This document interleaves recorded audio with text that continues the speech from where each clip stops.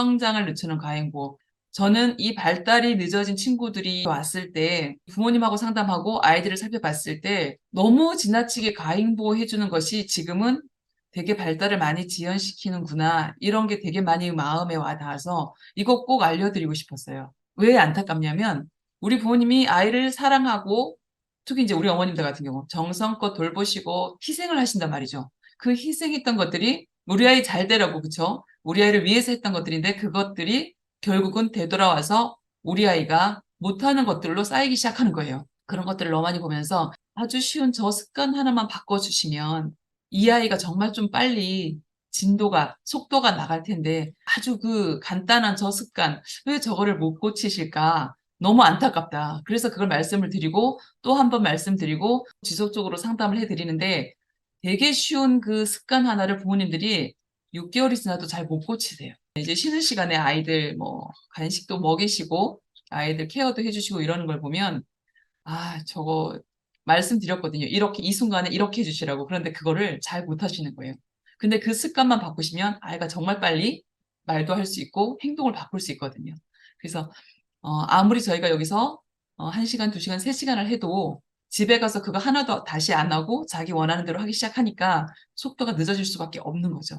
그래서 이게 어디 치료비를 내고 센터를 다니고 교육을 하고 이런 것도 되게 중요한데 제가 늘 강조하는 것은 가정에서 특히 이제 부모님들 중에서 어머님이 주로 많은 시간을 아이랑 함께 하다 보니까 어머님이 이 방향을 잡으시고 이게 도움이 되는 거구나. 아, 이게 얘 발목을 잡고 있는 거구나. 볼 수만 있다면 너무 좋을 것 같아요. 그리고 그것을 보게 되면 어떻게 돼요? 그게 이제 아이를 싫어하고 미워하고 뭐 귀찮아서가 아니라 교육적으로 발달에 도움이 되기 위해서 이것을 보는 눈이 바뀌잖아요. 시각이 바뀌게 되면 어머니 마음이 되게 한결 편해지면서 그것을 되게 적극적으로 실천을 하실 수 있단 말이죠. 무척 쉽지만 그리고 무척 간단하지만 아이 발달에서 어쩌면 가장 중요할 수도 있는 이 부분이 저는 과잉보호라고 생각을 해요.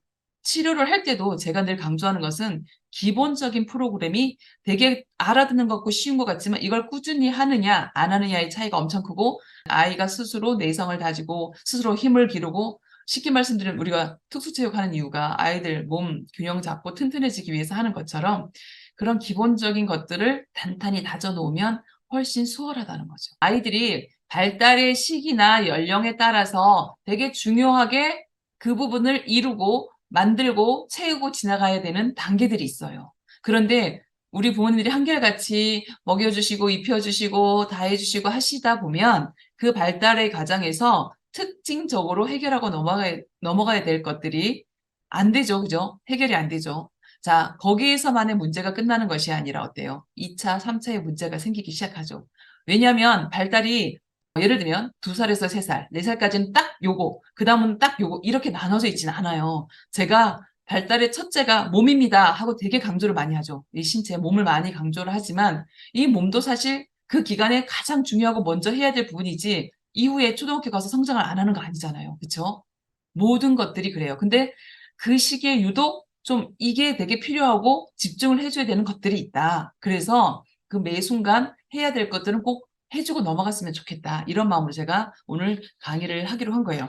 우리 아이가 초등학생인데도 이 부분이 안 돼. 특히 느린 아이들은 그런 경우가 꽤 많아서 뭐 초등학생이지만 7세 해야 될 거, 5세 해야 될 거 이거 아직도 안 돼. 그러면 그것을 지금이라도 요렇게 좀 채워줘야 되겠다. 이거 내가 좀 메꿔줘야 되겠다. 이런 마음으로 들으시면 좋을 것 같아요. 네. 자, 가장 제가 가행보호를 하면서 말씀드린 것 중에 하나가 이렇게 말씀드려요. 부모님들한테. 왜 아이가 하려고 하고 아이가 성취하려고 하고 아이가 스스로 성장하려고 하는 기회를 부모님이 다 가져가십니까? 왜 부모님이 가져가세요? 그것은 그 아이의 건강하게 자랄 수 있는, 건강하게 성취할 수 있는 기회를 뺏는 것하고 똑같습니다. 이렇게 이야기를 많이 해요. 자, 왜 그럴까요? 이제 문제점들을 좀 하나씩 말씀드려 볼게요. 자, 가행보호를 했어요. 우리 아이가 지금 특히 조금 느리다 이러면 부모님들이 좀 마음이 되게 안타깝고 안쓰럽고 하다 보니까 일반 아이들보다 훨씬 많이 정성을 들이세요. 그래서 어머님의 시간을 다 빼시고 아이한테 집중을 하시는데 사실 아이에게 집중해서 교육하는 거 맞는데 어떤 부분을 그럼 집중해야 되고 어떤 부분을 하지 말아야 되는지 이거를 좀 나누고 구분할 필요가 있다는 거죠. 단옥은 해줘야 될 것은 아유 저거 나이 들면 하죠. 내년 되면 할 거예요. 크다 보면 하겠죠. 이렇게 하고 넘어가세요. 해줘야 된다고 말씀드리는 것은.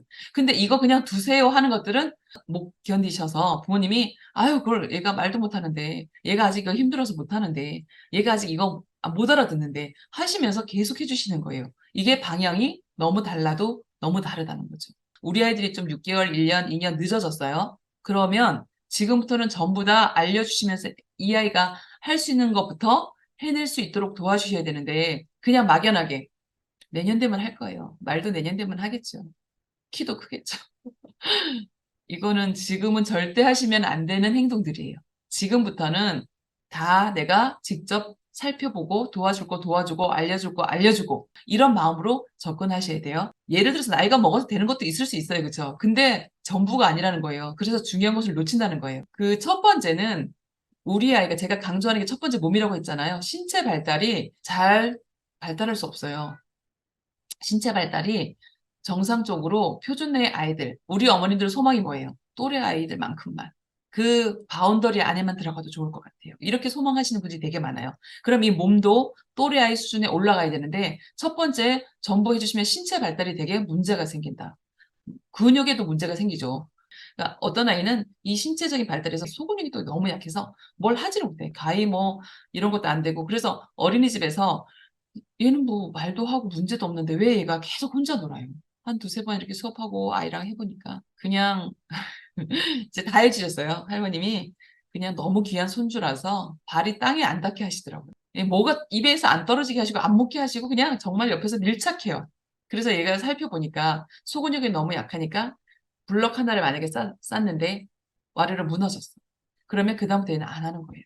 그러니까 이 경험이 저는 어린이집에서 계속 됐을 거라고 봐요. 그룹 활동이 안 됐다라고 하시는데 그룹에서 옆에 친구는 막 10개도 쌓고 20개도 쌓고 하는데 얘는 뭘 이렇게 조금 쌓다 한두 번만 했는데도 안 돼. 아니면 조립 한번 같이 맞춰보려고 하는데 안 돼. 맨날 넘어지니까 짜증나고 속상하고 이런 경험이 계속 쌓이다 보니까 얘가 또 비교도 되잖아요. 쟤는 잘하는데 왜 나는 못하지? 그러니까 그다음부터 아, 난 너희들이랑 안 할래. 하고 혼자 가서 혼자 잘할 수 있는 거 갖고 노는 거예요. 아, 얘 소근육이 그냥 조금 약한 게 아니라 아주 많이 약하네요.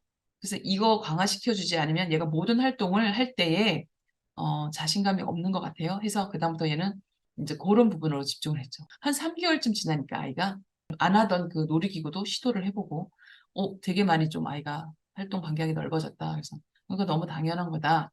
이런 경우들이 이제 많죠. 그래서 말씀드리고 싶은 것은 몰라요. 어머님들이 아이가 이제 밥 잘 먹고 말도 하고, 그죠? 이렇게 보여지는 부분에서 아이가 크게 뭐 발을 삔 것도 아니고, 그러면 이 부분을 찾는 게 그 환경 안에서는 너무 별일 아니니까 문제가 있다라고 여겨지지 않아요. 근데 이게요, 발달의 과정에서 이 아이들이 그게 하루 쌓여가지고 한 달이 되고, 그 한 달 한 달이 모여서 1년이 되잖아요. 엄청난 속도로 이 차이가 나요. 그래서 어린이집 생활에서도 문제가 당연히 되죠. 그래서 이런 것들을 말씀드리고 싶은 거예요. 그래서 일단 첫 번째는 아이가 직접 만지고 땅을 딛고 그다음에 과자 하나도 뜯어 먹어보고 뭐 내가 이거 뭐 물이 먹고 싶으면 가서 물컵 따라서 가져오기도 하고 이런 거 아이가 다 할 수 있어야 되는데 그냥 위해주는 마음으로 물도 즉각 대령 뭐 따라주고 과자 벗겨서 입에 쏙쏙 넣어주고 뭐 과일은 다 까서 그냥 먹기 좋게 딱 세팅해 주시고 아이가 다니다가 뭐 발에 뭐 흙 묻을까 봐 다 털어주시고 넘어지면 안아서 일으켜 세워주시고 이런 모든 경험들이 쌓이면 아이가 넘어졌어. 대부분 우리 어떻게 교육받아요? 아이를 건강하게 키우기 위해서는 아주 심하게 아이가 위급한 상황이 아니면 괜찮아, 일어나 이렇게 하잖아요. 근데 그거 못 하시는 분들도 되게 많아요. 바로 달려가서 딱 안아서 괜찮아, 괜찮아, 괜찮아? 이러면서 막 약 발라주고 호해주고 막 다 털어주시고 상황 종료 끝. 그래서 이게 어쩌다 한두 번은 괜찮고 한두 달도 괜찮지만 예, 1년, 2년 이렇게 계속 이런 습관으로 아이를 양육하시면 건강한 아이임에도 불구하고 그 부분이 약한 거죠. 경험이 적어서 활동할 수 있는 경험이 적어서 또한 뭐 체험해 보지 못해서 또는 걷지 않아서 내가 해보지 않아서 그런 것들이 다 누적이 되어서 문제가 되거든요. 그래서 어떤 감각의 자극이 부족한 거, 신체 발달이 약한 거 이게 첫 번째 문제예요. 저기 치료 다녀보셔서 아시겠지만 감각적으로 어려움 있는 아이들 무척 많죠. 정말 이렇게 많을까 할 정도로 감각의 어려움을 느끼는 아이들이 요즘에는 정말 많아요. 감각적인 어떤 자극이 정말 많이 부족했구나. 예, 이런 거 많이 느끼죠.